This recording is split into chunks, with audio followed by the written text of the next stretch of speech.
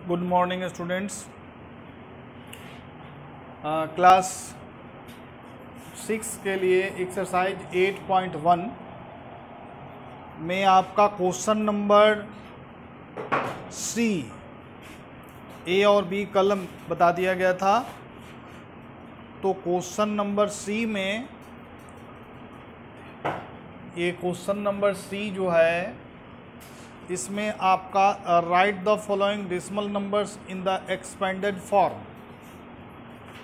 ये सी का जो पहला क्वेश्चन है इसको देखेंगे।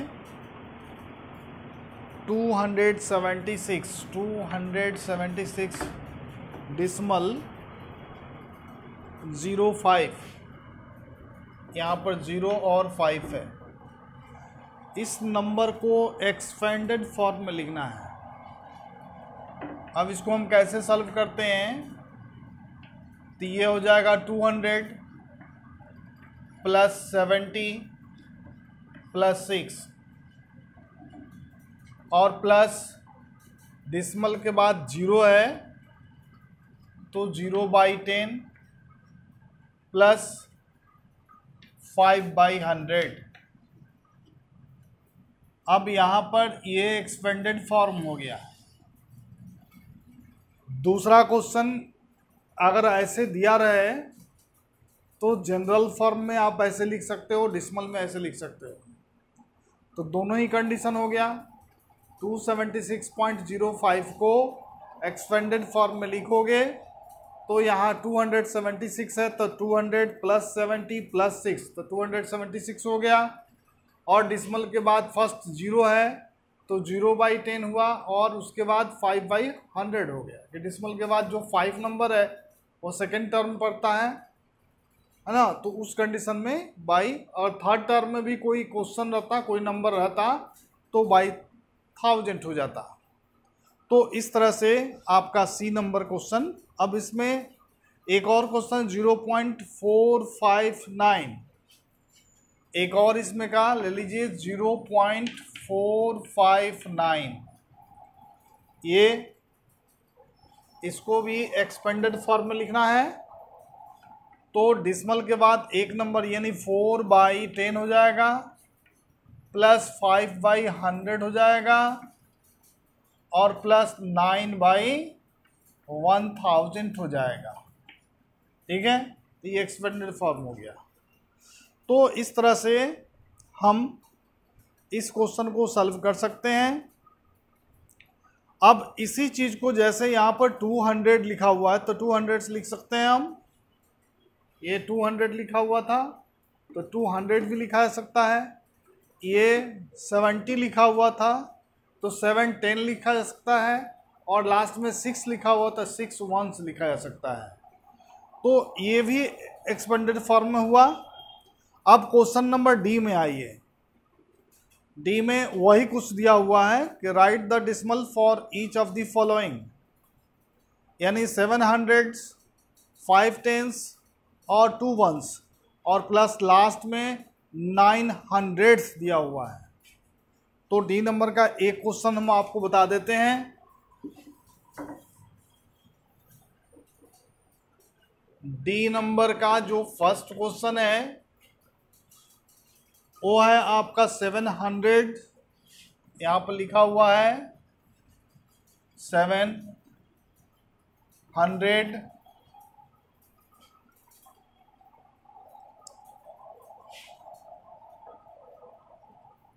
Plus 5 10s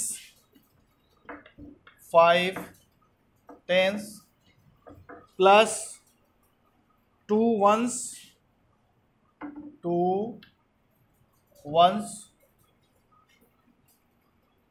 plus 900 plus 900। ठीक है, अब इसको लिखना है right decimal for each of the following. Decimal form में लिखना है। तो डेसिमल फॉर्म में कैसे लिखेंगे? यहाँ पर देखिए 700 है तो 700 का मतलब क्या हुआ? 700 हो जाएगा।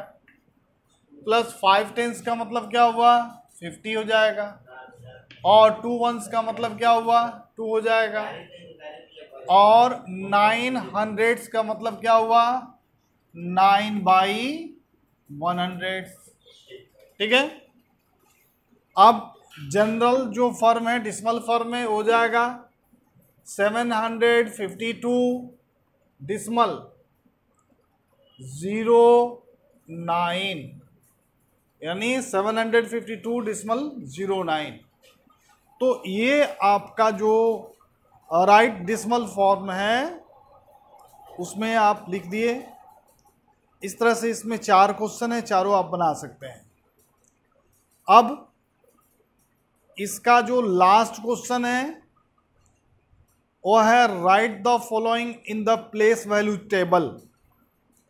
तो इस प्लेस वैल्यू टेबल को हम टेबल के माध्यम से इसको बता सकते हैं।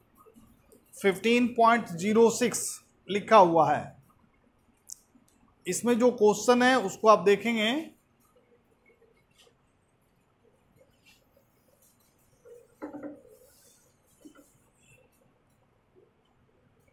क्वेश्चन नंबर ई,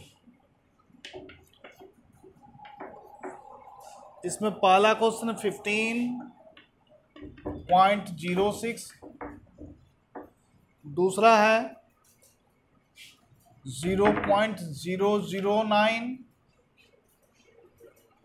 और तीसरा है थर्ड नंबर 4375 डिसिमल 756 और सबसे लास्ट में है 74.059 और चौथा क्वेश्चन है 74.059। इसको हम right the following in the place value table, place value table में आपको हम बताते हैं। तो प्लेस वैल्यू टेबल हम बनाएंगे कैसे, सबसे पहले इसमें डिसिमल फॉर्म के पहले डिसिमल जो पॉइंट है उसके पहले थाउजेंड, हंड्रेड्स, टेंस और वंस, ये 4 हम रो बनाएंगे। और फिर डिसिमल के बाद टेंस, हंड्रेड्स एंड थाउजेंड का रो बनाएंगे। जैसे आप देखेंगे यहाँ पर हम बनाने जा रहे हैं। एक टेबल हम बना दिए और इस टेबल में थाउजेंड, हंड्रेड्स, टेंस, वंस, ठीक है। और उसके बाद डिसिमल का एक जगह छोड़ दिए हम बीच में, ये डिसिमल हो जाएगा। और उसके बाद 3 टेंस, हंड्रेड, थाउजेंड, 1 2 3। अब ये थोड़ा सा छोटा हो गया, लेकिन देखिए इसमें बताते हैं हम आपको। पहला जो नंबर है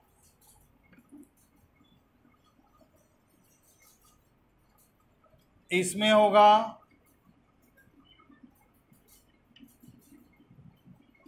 थाउजेंड्स, ठीक। दूसरा हंड्रेड्स,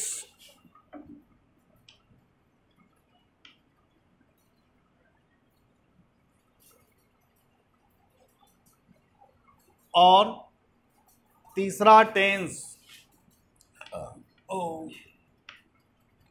और चौथा जो है वह वंस का है। और फिर पांचवा ये हो जाएगा डिसिमल।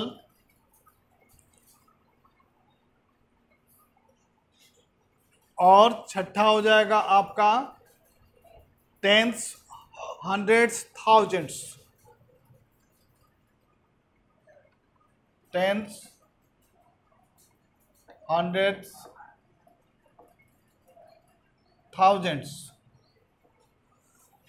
अब जैसे मान लीजिए कि फर्स्ट क्वेश्चन आपका था 15.06, तो ये जो 15 नंबर है टेंस और वंस में आ रहा है, तो यहाँ पर टेंस नंबर यहाँ है, तो उस कंडीशन पे टेंस वाले यानी 1 टेंस हो जाएगा। तो यहाँ पे हम देंगे सबसे पहले जो टेंस है उसमें 1 और वंस में 5, इसमें वंस और इसमें 5, और डिसमल की जगह पर डिसमल हो जाएगा। और ये 06 है ना, तो 06 है, तो उस कंडीशन पे हम क्या लिखेंगे, टेंथ में 0, यहाँ पे टेंथ में क्या लिखेंगे 0, और हंड्रेड्स में क्या लिखेंगे 6। तो इस तरह से आप टेबल बना करके उसको सजा सकते हैं। जैसे एक में क्रिटिकल है 3 नंबर में, यहाँ लिखा हुआ है 4375, तो ये 1000 वाले में आ जाएगा 4, 100 वाला में 3, और टेंस वाला में 7, और वंस वाला में 5। ये तो आप कर सकते हैं। जैसे यहाँ पे ये क्वेश्चन नंबर 3 है, तो यहाँ पे आप लिख सकते हैं 4, इसमें लिख सकते हैं 3, इसमें लिख सकते हैं 7, और इसमें लिख सकते हैं 5, और डिसमल है, डिसमल लिख सकते हैं, और टेंथ के स्थान पर आप लिख सकते हैं 7 टेंथ हो जाएगा, यानी इसमें लिख सकते हैं 5 और इसमें लिख सकते हैं 6। तो इस तरह से हम टेबल के द्वारा इसको बता सकते हैं। अब ये लेसन आपका कंप्लीट हुआ, और इस लेसन में डिसमल का एक्सरसाइज, जो चैप्टर डिसमल है उसमें एक्सरसाइज 8.1 कंप्लीट हुआ। अब conversion of dismal, conversion of fraction into dismal, इसके नेक्स्ट चैप्टर 8 एक्सरसाइज 8.2 में कल बताया जाएगा। आप होमवर्क को कंप्लीट कीजिए। Thank you. Good morning class 6। आज आप लोगों को इंग्लिश का टेक्स्ट बुक का चैप्टर जो 6 है वो मैं कुछ पढ़ाऊंगा, ठीक है, जिसका टॉपिक है old man and his 2 sons, बूढ़ा व्यक्ति और उसके 2 बेटे के बारे में कहानी दी गई है। वही हम लोगों का टॉपिक रहेगा और उसी पर आज हम लोग डिस्कशन करेंगे। सबसे पहले ऊपर जो दिया गया उसको हम लोग समझ लेते हैं। You should always be well and bright, आपको हमेशा अच्छी कामें करनी चाहिए, ठीक है। You should perform your best and work as beautifully as you can, आप जो भी काम कीजिए उसको अच्छी तरीके से कीजिए, और जो हो सके वो भी ब्यूटीफुली तरीके से कीजिए, यानी कि सुंदर तरीके से कीजिए। द वर्ल्ड नीड्स इट्स, विश्व को इसकी ज़रूरत है, and it you must give it, और आप इसे दे सकते हैं। इट इज़ योर ड्यूटी, आपका यह कर्तव्य है कि आप कोई भी काम कीजिए उसे वेल कीजिए, यानी कि अच्छे तरीके से कीजिए। इन वाट एवर यू डू, जो भी आप काम करते हो, यानी कि कुछ लोग होते हैं कुछ काम करते हैं उससे नाराज़ रहते हैं, ऐसा काम नहीं करना। आप कोई भी वर्क कीजिए ना तो आप उसको वेल तरीके से कीजिए, अच्छे तरीके से कीजिए, लगे कि हाँ कोई काम हुआ है, ऐसे काम करना। ये नहीं कि उसे बोझ समझ लिए, आए काम किए और चल दिए, ऐसा नहीं करना है। काम को अच्छे तरीके से करना चाहिए। 1 to 1 देखते हैं। सबसे पहले इसमें बात किया गया है कैरेक्टर के बारे में, तो कैरेक्टर हम लोग देख लेते हैं। कैरेक्टर में लिखा गया है farmer, Alexander, Ernest, man 1, old lady, princess, man 2, ये कैरेक्टर होंगे। चालू करते हैं 1 to 1 हम लोग चालू करते हैं। सबसे पहले narrator. Once upon a time there was an old farmer who had 2 sons, Alexander and Ernest. एक समय की बात है, एक किसान था, ठीक है, उसके 2 पुत्र थे। कौन कौन? अलेक्जेंडर और Ernest. Farmer, Alexander where are you, you lazy boy, तुम कहाँ हो आलसी बच्चे। अलेक्जेंडर अब रिप्लाई देता है, हियर आई एम, मैं यहाँ हूँ पिता जी। I am fixing the fence, मैं घेरे को फिक्स कर रहा हूँ, यानी कि उसको ठीक ठाक कर रहा हूँ और अच्छी तरीके से कर रहा हूँ। Farmer, you should answer as soon as I talk to you, तुम्हें आंसर जो होना चाहिए ना, जैसे मैं बोलूँ वैसे ही तुम्हें देना चाहिए, ना कि बहुत जल्दी तुम्हें जवाब देनी चाहिए, ज़्यादा टाइम तुम्हें नहीं लेनी चाहिए जवाब देने में। वेयर इज़ अर्नेस्ट, अर्नेस्ट कहाँ? अलेक्जेंडर फेंसिंग कर रहा है तो उसके पिताजी अलेक्जेंडर से पूछते हैं कि अर्नेस्ट कहाँ है। अब देखते हैं। Alexander, I don't know father, मुझे नहीं मालूम कि वो कहाँ है पिताजी। फार्मर, अर्नेस्ट, जोर से अब पिताजी अर्नेस्ट को चाल करते हैं। वेयर आर यू, तुम कहाँ हो? आई नीड यू, मुझे तुम्हारी ज़रूरत है। Ernest, don't bother me old man, आप मुझे परेशान मत कीजिए बूढ़े व्यक्ति। I am talking with my friends, मैं अपने दोस्तों के साथ बातचीत कर रहा हूँ। फार्मर, आई एम सॉरी, मुझे गलती हो गई। अर्नेस्ट केयर्स फॉर मी, मुझे अर्नेस्ट के लिए हमेशा ध्यान देना पड़ेगा। वाइल यू डोंट, तुम नहीं देते हो Alexander. Keep working on that fence while I go to town, जब तक मैं शहर जाता हूँ और शहर से आता हूँ तब तक फेंसिंग का तुम काम करते रहना और अर्नेस्ट का ध्यान रखना। Alexander, yes father, I will keep working, ठीक पिताजी, मैं यह काम करते रहूँगा। Narrator, while the man was going to the town he was thinking to himself, जब नरेटर शहर की तरफ जा रहा था तो वो खुद के बारे में सोच रहा था। Farmer, my business is not going very well, कह रहा है कि मेरा बिजनेस जो है ना वो अच्छे तरीके से अब नहीं चल रहा। I have to do something before we go broke, मुझे कुछ करना होगा, मुझे उस समय तक का वेट नहीं करना होगा जब तक ये पूर्ण रूप से टूट जाए, उसके पहले मुझे कुछ करना हो। Meanwhile I will eat in the hotel, इसी बीच में वो होटल में जाता है और खाना खा लेता है। Narrator, he entered the hotel and sat down, वो होटल में घुसता है और बैठता है। Two people were sitting beside him, दो लोग उसके बगल में बैठे हुए हैं। So he heard their conversation, इसलिए अगर वो उनके बीच में बैठता है तो उनकी बातों को वो सुन लेता है कि उनके बीच में क्या बातचीत चल रहा है। दो व्यक्ति हैं, मैन वन और मैन टू अब हो जाएंगे, तो मैन वन की बात करते हैं। ए विच, जानते हैं डायन, चुड़ैल, took away the king's daughter and she's locked up in a crystal, डायन बोलिए या चुड़ैल बोलिए, उसने राजा की पुत्री को उठा लिया है और उसे महल में लॉक्ड कर दिया है और उसकी सुरक्षा के लिए यानी कि उसके बाहर गार्ड में ड्रैगन और ओल्ड लेडी को बैठा रखा है। Man two, an old lady, बूढ़ी महिला क्यों? Man one, yes an old lady, हाँ एक बूढ़ी औरत। The man who wishes to रिकॉर्स the princess has to overcome 3 test, वह व्यक्ति जो राजकुमारी को वहाँ से छुड़ाना चाहता है, उसे शादी करना चाहता है, उसे उस बुरी औरत की 3 टेस्टों से गुजरना, यानी कि 3 क्वेश्चनों को जवाब देना होगा। मैन टू, पीपुल से दे आर वेरी हार्ड, लोगों ने कहा कि जो वो 3 टेस्ट है ना वो काफ़ी ज़्यादा हार्ड है, काफ़ी कड़े हैं। Man one, and those who don't pass this test, those test are eaten up by the dragon, और जो व्यक्ति उस टेस्ट में जाता है अगर वो पास नहीं करता है ना तो उसे ड्रैगन खा जाता है।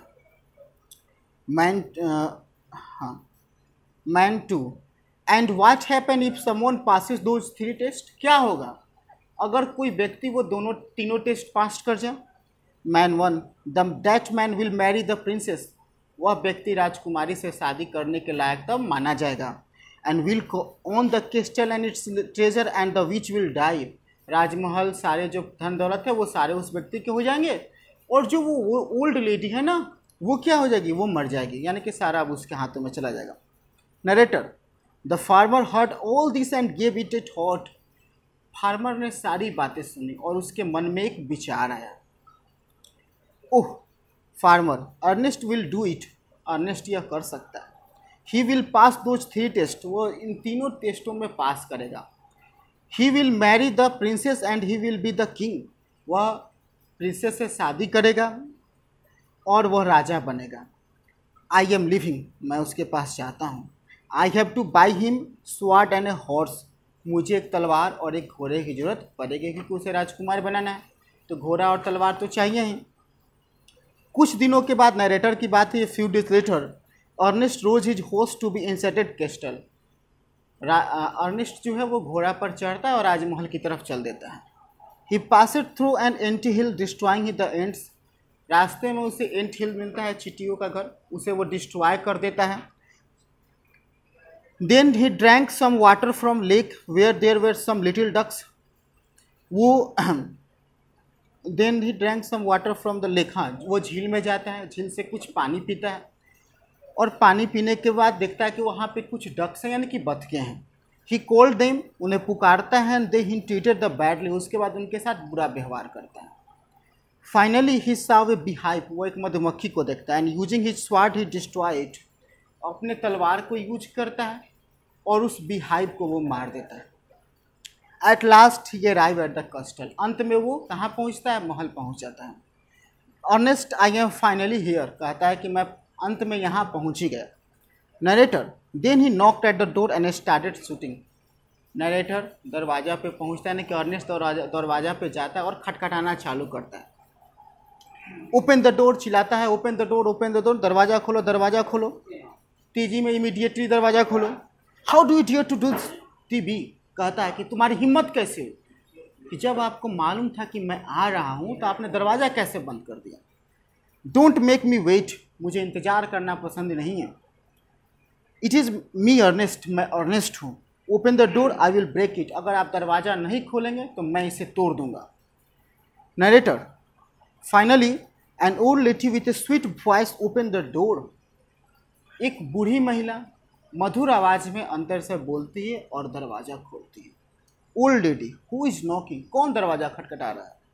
Ernest, who is knocking, I have been here for almost an hour, मैं हूँ, मैं यहाँ लगभग 1 घंटे से रुका हुआ हूँ। आर यू डीफ, क्या आप बहरी हो ओल्ड लेडी। इसके बाद के जो 2 पेज हैं वो कल हम लोग पढ़ेंगे। आज के लिए इतना ही, धन्यवाद। हाय स्टूडेंट्स, क्लास 6 इस हिस्ट्री में हम लोग ज्योग्राफी पढ़ रहे थे।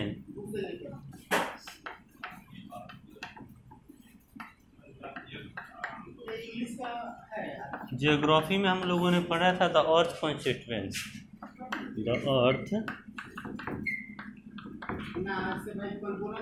कॉन्स्टिट्यूएंट्स।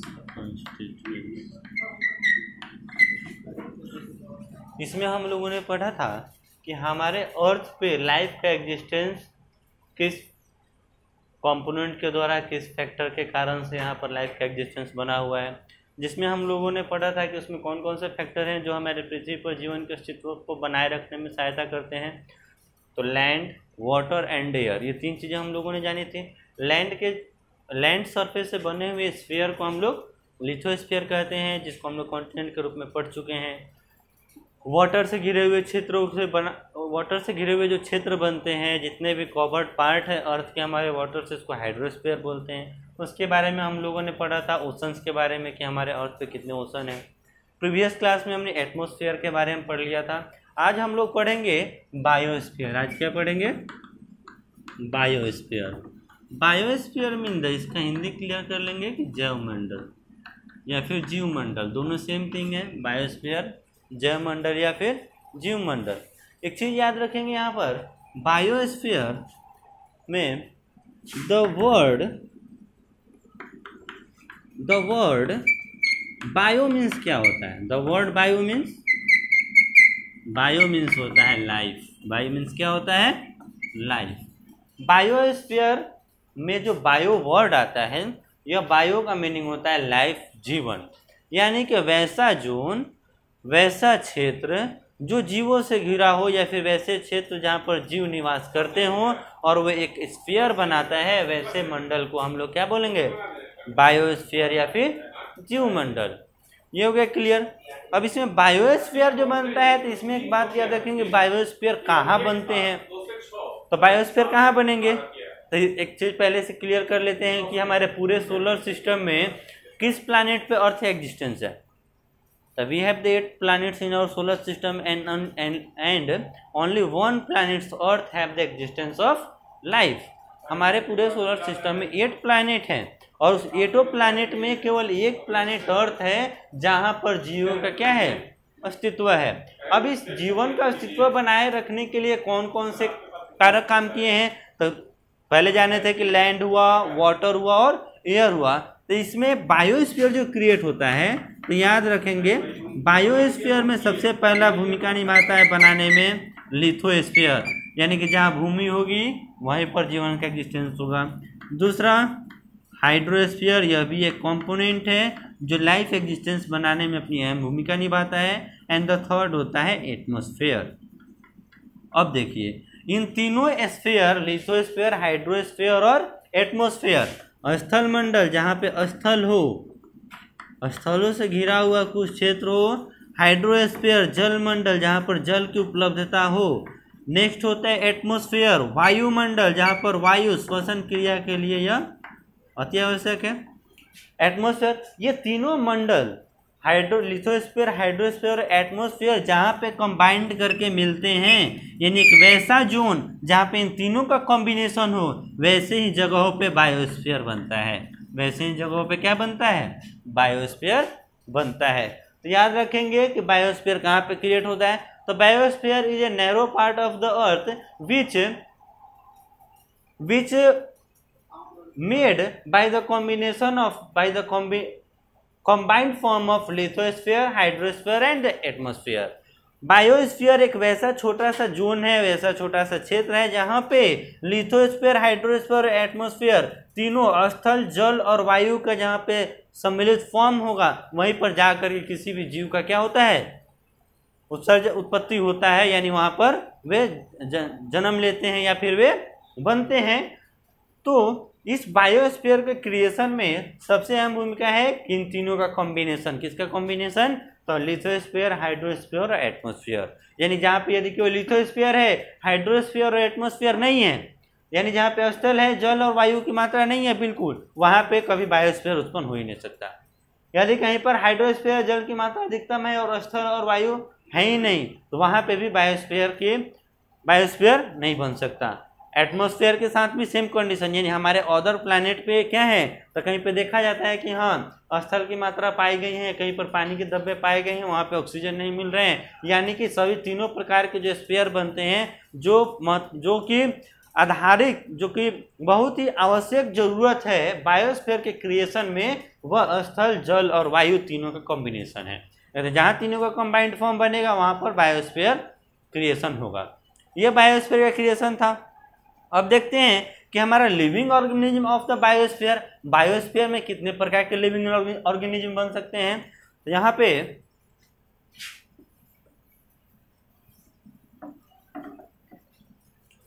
बायोस्फीयर के living organism of the biosphere में क्या क्या बनते हैं? Living organism of biosphere. तो याद रखेंगे कि बायोस्फीयर में दो प्रकार के किंगडम क्रिएट होते हैं। कितने प्रकार के किंगडम क्रिएट होते हैं? दो प्रकार के बनते हैं। और इस बायोस्फीयर जोन में दो प्रकार के जो किंगडम क्रिएट होंगे, वो किंगडम क्रिएट होगा, पहला होगा प्लांट किंगडम, यानी पौधों वनस्पतियों का बना हुआ, वनस्पति भी बायोस्फीयर का एक पार्ट है, प्लांट किंगडम याद रखेंगे। और सेकेंड पार्ट जो होता है वह होगा प्लांट किंगडम हो गया, और प्लांट किंगडम के बाद में नेक्स्ट पॉइंट जो रहेगा वो एनिमल किंगडम। एनिमल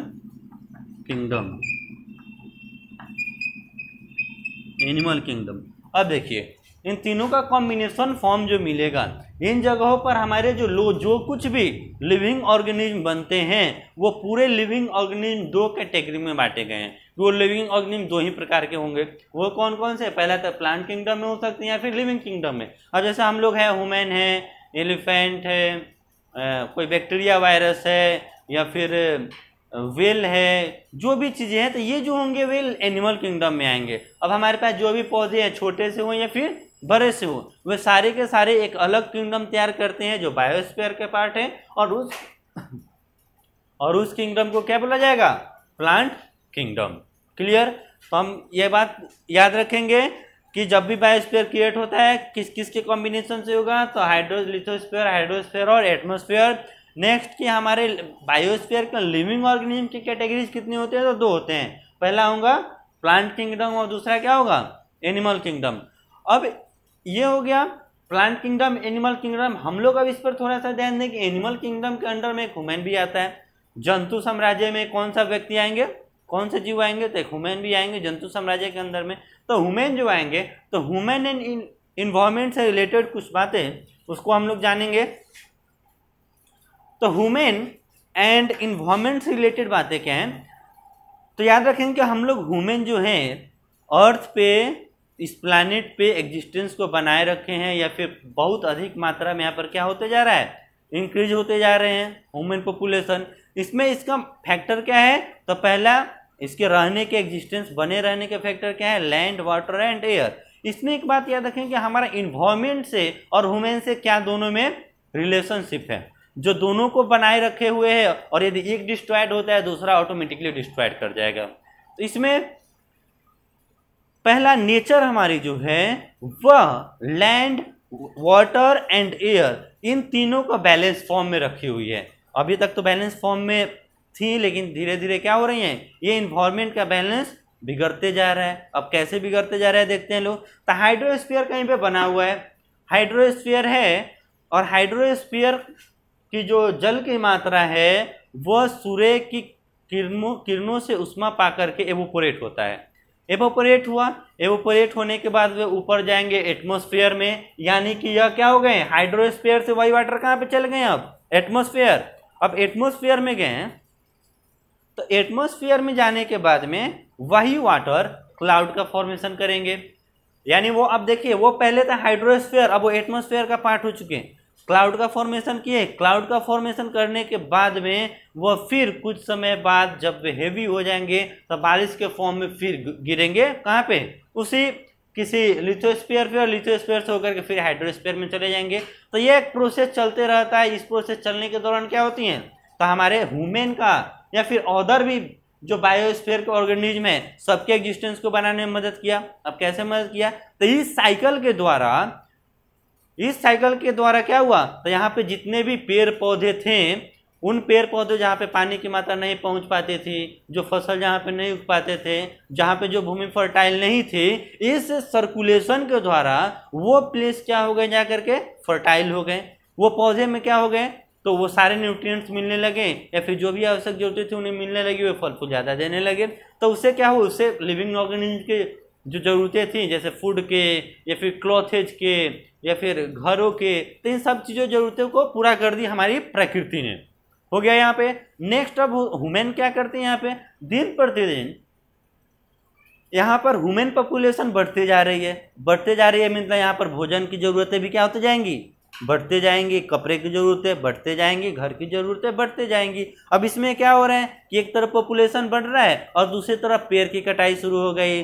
फैक्ट्रियों से निकलने वाले धुएं जो हैं या फिर जो उससे डर्ट पार्टिकल जो हैं वो जाकर के एटमॉस्फेयर को क्या कर रहे हैं, डैमेज कर रहे हैं। तो एक तरफ अपनी ज़रूरतों को बढ़ाने वाला काम हो रहा है, पॉपुलेशन को बढ़ा करके फूड की ज़रूरत अधिक कर दी गई, शेल्टर की ज़रूरत अधिक कर दी गई, क्लॉथ की ज़रूरत अधिक कर दी गई।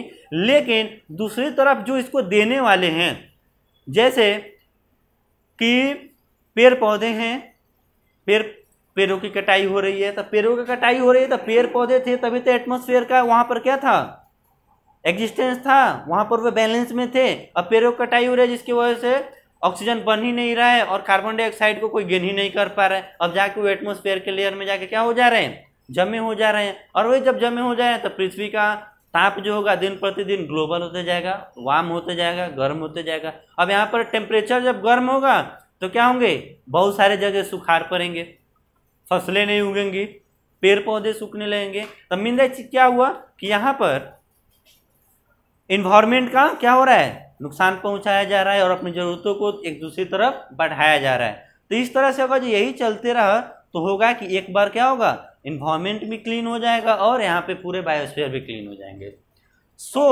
एक चीज़ याद रखेंगे, the process of the damaging the environment is called the pollution of the environment. यदि हमारे इन्वायरमेंट को कोई भी कारक पदार्थ डैमेज करता है इन्वायरमेंट को, तो उस कारक पदार्थ को पॉल्यूशन बोला जाएगा, चाहे वो किसी प्रकार का भी हो सकता है।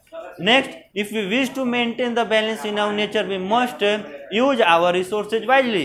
यदि हमें चाहिए कि हमारा वातावरण शुद्ध रहे और बैलेंस रहे तो इसके लिए हमें अपने रिसोर्सों को बुद्धिमत्ता से प्रयोग करना होगा। यह था हमारा आज बायोस्फीयर कंप्लीट होता है। नेक्स्ट क्लास में हम लोग पढ़ेंगे इंडिया इज आवर मदरलैंड। तो बच्चे इसको नोट्स तैयार कर लेंगे काफ़ी बढ़िया ढंग से, और नोट्स तैयार करने के बाद इसको याद कर लेंगे। Thank you. Good morning students. तो क्लास 6 के लिए हम लोग आज शुरू कर रहे हैं एक न्यू चैप्टर।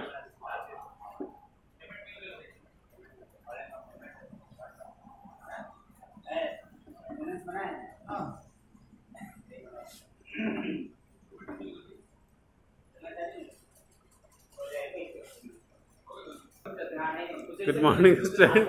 क्लास 6 के लिए साइंस में हम एक नया चैप्टर शुरू करने जा रहे हैं। ये रिवीजन का चैप्टर है काइंड्स ऑफ मटेरियल। यानी हम देखते हैं कि बहुत सारी चीज़ें जो है वो अलग अलग मटेरियल की बनी होती है ना। तो अब एक बात है, कुछ चीज़ें ग्लास की बनी होती है, कुछ चीज़ स्टील की बनी होती है, ठीक है। कुछ चीज़ें अलग अलग चीज़ों की बनी होने के कारण क्या होता है, उसके नेचर अलग अलग हो जाते हैं। Some material are made by paper while other are made by soil और mud. Some are made by the plastic while other is made by glasses, wood, metal, fibre, steel, leather are some example of material. Objects like pencil, chair, table, door etc are made by wood. तो भाई ऐसे जो pencil है, chair है, would है ना, ये table है, डोर, ये सब किसके बने होते हैं, वुड के बने होते हैं। Book, duster, pencil etc are the regular rectangular shape और we can group these in the basis of material they are made of और देयर शेप। तो हम मटेरियल को हम इस तरह डिवाइड करते हैं, दो भागों में बांट सकते हैं। पहला भाग है कि मेड ऑफ मटेरियल किस चीज़ का बना हुआ है, और दूसरा है कि उसका शेप क्या है। The process of grouping things on the basis of some sort criteria is known as classification. तो ऐसा प्रोसेस जिसमें कुछ गुण होते हैं, कुछ कैरेक्टेरिया होते हैं, उसके आधार पर हम उसको मटेरियल को क्या करते हैं, मटेरियल को बांटते हैं। अब बात करते हैं मटेरियल की। A substance which is used to make different object is called material. ऐसा सब्सटेंस जो विभिन्न चीज़ों के बने होते हैं उसको हम क्या कहते हैं, मटेरियल कहते हैं। N object has made from suitable material. An object जो है वो सुटेबल मटेरियल का बना हुआ होता है। This material is chosen depending upon the use of object. इस मटेरियल को हम क्या करते हैं, चूज करते हैं। कैसे, डिपेंडिंग ऑन देयर यूज, हम उसके यूज के आधार पर क्या करते हैं, चूज करते हैं। फॉर एग्जाम्पल यूटेंसिल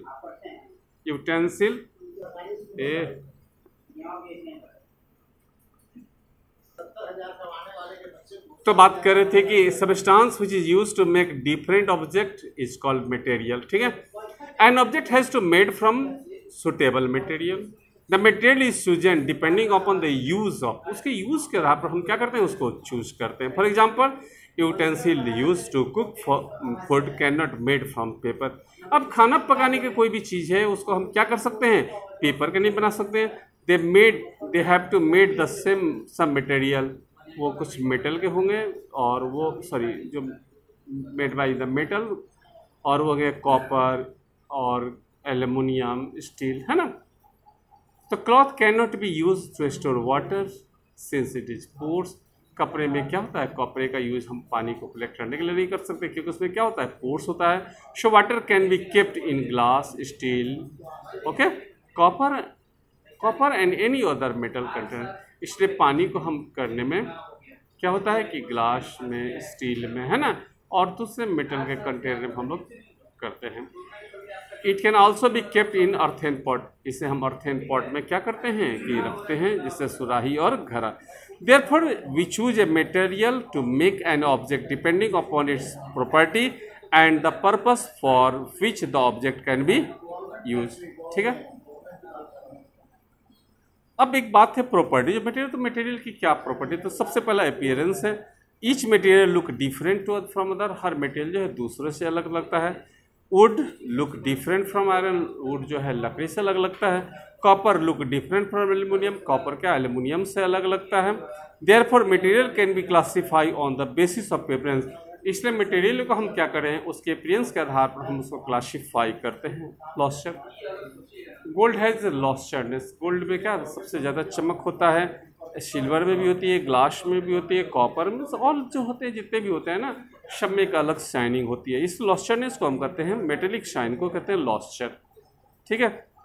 तो दिस शाइन इज सरफेस के कारण हम इसका यूज होता है डिफरेंट मटेरियल, डिफरेंट चीज़ों में करते हैं, जैसे ज्वेलरी बनाने में, यूटेंसिल बनाने में, रिफ्लेक्टर बनाने, तो हर चीज़ में क्या होता है, यूज किया जाता है ना। अब हम बात करें हार्डनेस की, तो टेक जेली